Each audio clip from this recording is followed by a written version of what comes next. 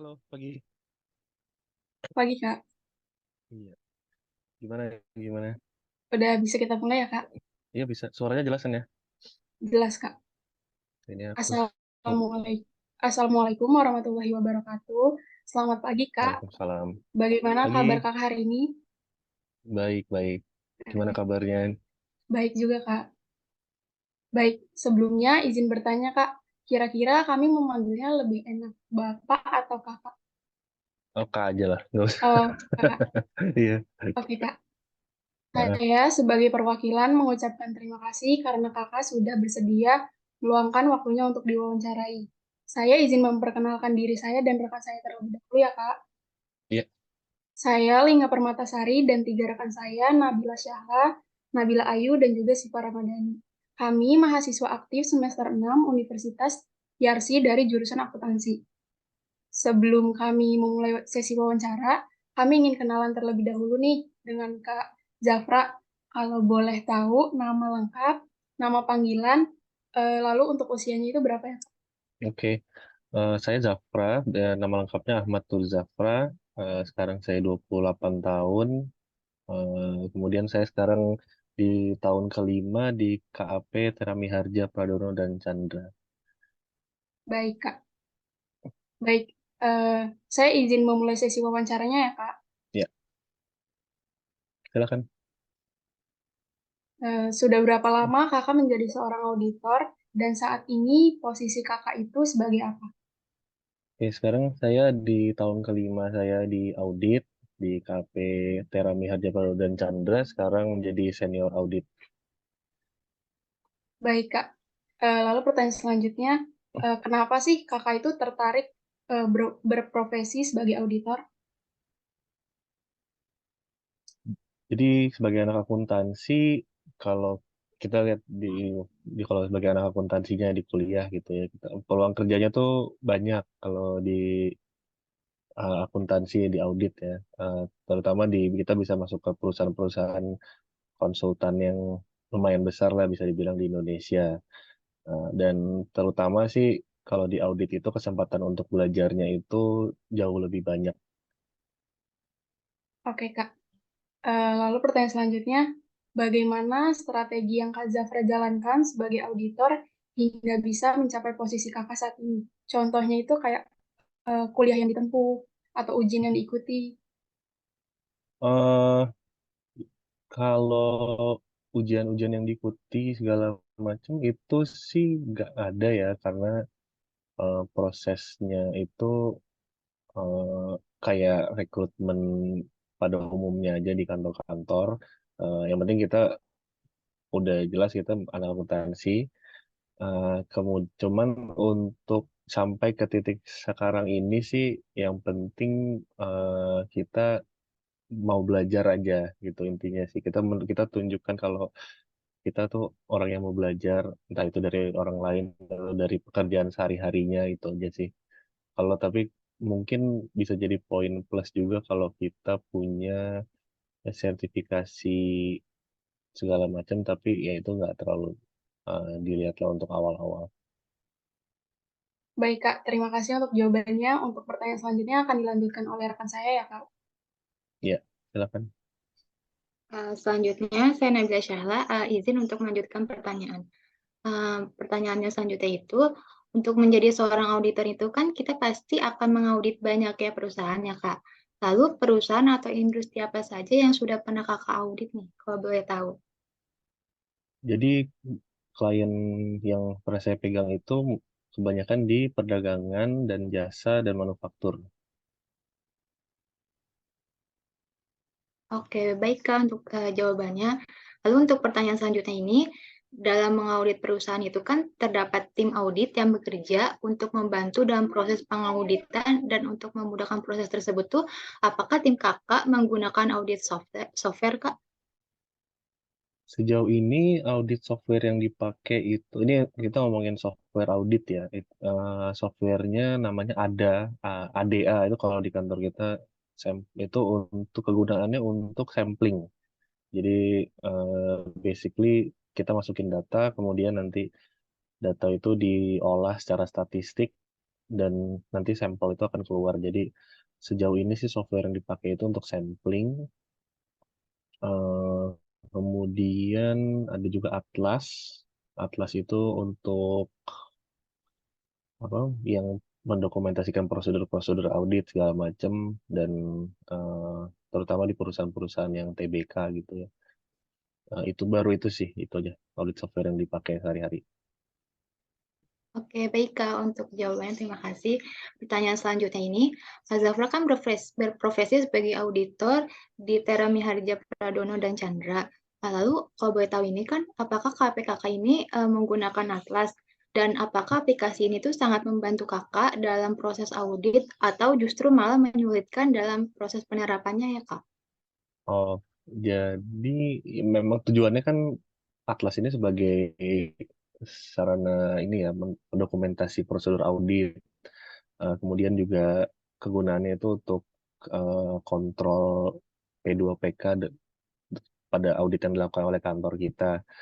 Kalau dibilang membantu prosesnya sih, teorinya iya, karena audit itu kan kita mengumpulkan bukti-bukti.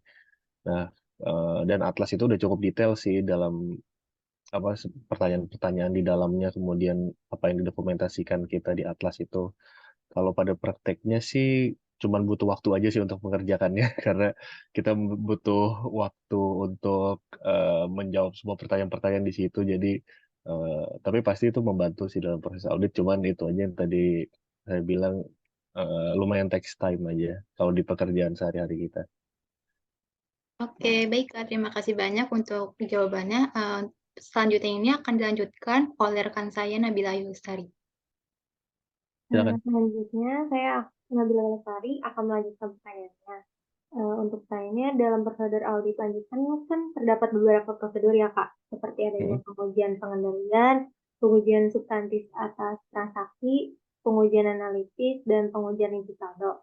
Nah, dalam beberapa prosedur tersebut, bolehkah Kakak memberikan kami gambaran bagaimana penerapan proses tersebut dalam audit yang Kakak lakukan?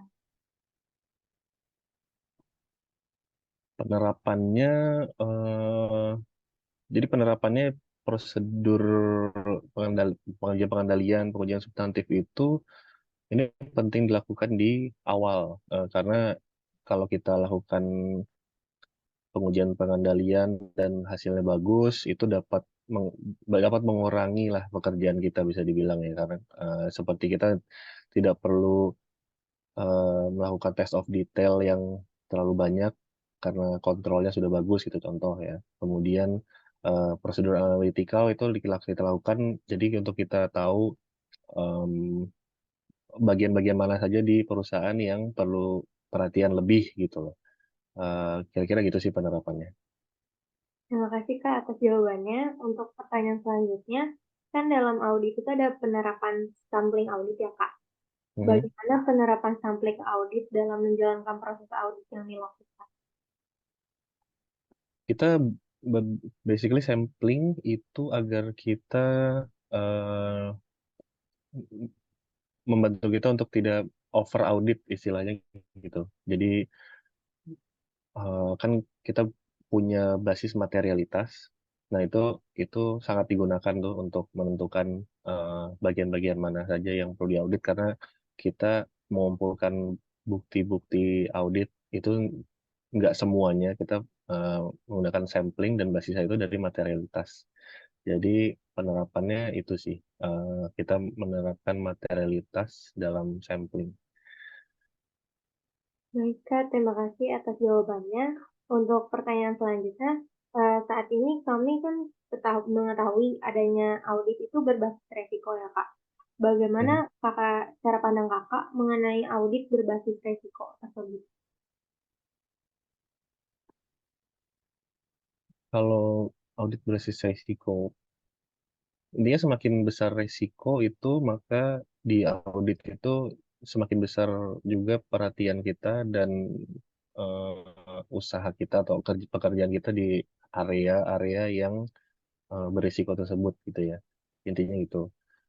Kemudian berbasis risiko ini juga kita jadi memberikan keyakinan juga kalau risiko itu sudah teridentifikasi. Pada awalnya kan kita identifikasi resiko, dan resiko ini sudah teridentifikasi dan sudah dikelola lah dalam perusahaan secara wajar lah gitu, intinya gitu. Intinya basis resiko sih itu ya di pandangan saya. Terima kasih Kak atas jawabannya. Untuk pertanyaan selanjutnya akan dilanjutkan oleh Sita Ramadhani. Ya, silakan. Selanjutnya, saya Siva Ramadhani izin melanjutkan pertanyaan ya, Kak. Ya. Jadi dalam mengaudit nantinya kan kita akan memberikan opini ya, Kak. Nah, agar bisa memberikan opini sebagai seorang auditor, salah satunya itu kita harus melihat kegiatan perusahaan yang ada di laporan keuangan. Nah, di dalam laporan tersebut kan terdapat beberapa rincian akun seperti aset, kewajiban, dan beban.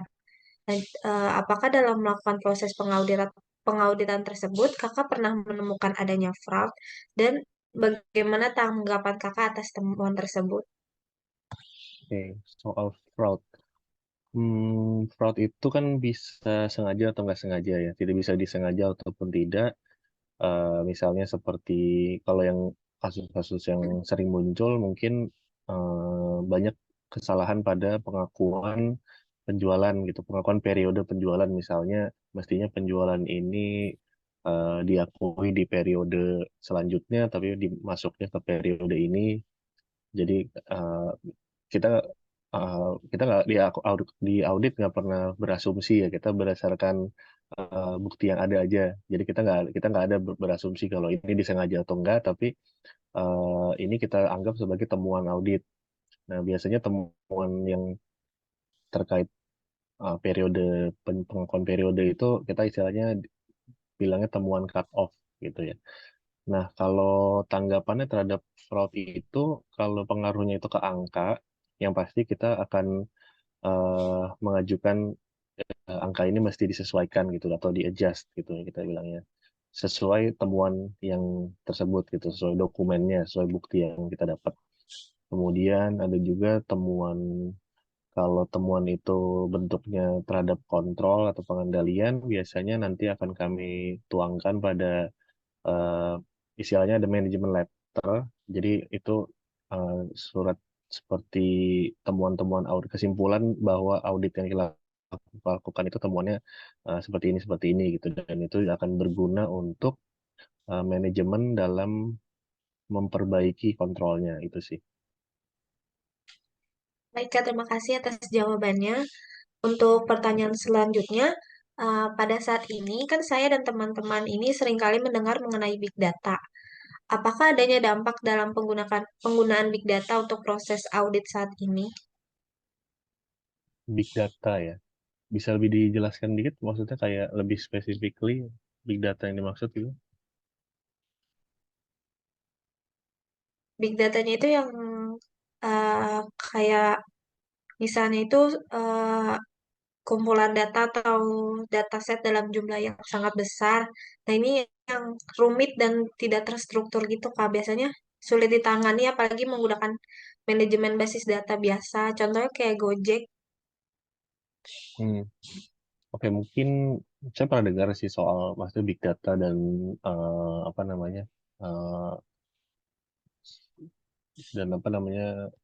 mengolah big data segala macam. Cuman kalau di kebanyakan di klien kami, di kantor kami itu sih ya belum banyak terlalu terimplementasi ya, karena kan mungkin tergantung kliennya juga. Tapi yang sejauh ini yang kita handle itu belum terimplementasi. Cuman pasti kalau dari yang saya dengar pasti penggunaannya itu udah baik lah untuk mempermudah pekerjaannya, dan karena pekerjaan ini kan pekerjaan profesional ya, pekerjaan eh, manusia gitu. Jadi pasti banyak ada human error, dan dengan itu bisa dapat membantu mengurangi kesalahan-kesalahan yang dapat muncul lah. Bisa dibilang gitu. Terima kasih, Kak, atas jawabannya. Nah, untuk pertanyaan terakhir, boleh nggak Kakak memberikan pesan atau kesan kepada kami sebagai mahasiswa akuntansi agar bisa menjadi seorang akuntan yang profesional dan berintegritas dan juga bisa sukses nantinya di dunia kerja? Pesan ya, pesannya oke, jadi inilah jadi orang yang mau belajar aja dan belajar dengan banyak juga, karena nggak ada mahasiswa akuntansi yang lulus langsung jago sebagai auditor gitu, itu nggak ada. Intinya di dunia audit itu banyak learning by doing, itu itu bener gitu. Kalau kalian sering dengar learning by doing di audit itu eh, bagus ya, kan memang learning by doing sehari-harinya. Jadi take your time aja dalam pekerjaan, dan yang penting eh, cepat lulus dulu aja. Baik, terima kasih Kak Zafra untuk pesan dan tambahan ilmu yang diberikan. Dan saya sebagai perwakilan mengucapkan terima kasih karena Kakak sudah bersedia meluangkan waktunya untuk kami wawancarai. Mohon maaf Iya, apabila ada salah kata dan perbuatan yang kami lakukan. Lalu sebelum mengakhiri sesi wawancara ini, bolehkah kami melakukan sesi foto bersama, Kak? iya, boleh, boleh, boleh. Nah, baik. 1, 2, 3. Sudah, Kak. Sekali Oke, lagi kami ucapkan terima kasih yang sebanyak-banyaknya, ya, Kak. ya, Sukses makasih juga. selalu untuk Kakak. Saya dan rekan saya izin mengakhiri sesi wawancaranya, ya, Oke, Kak. Terima kasih banyak, Kak ya, Zafra. thank you ya, sukses. Terima kasih, Kak. Makasih, Kak. Terima kasih, Kak. Terima kasih banyak, Kak.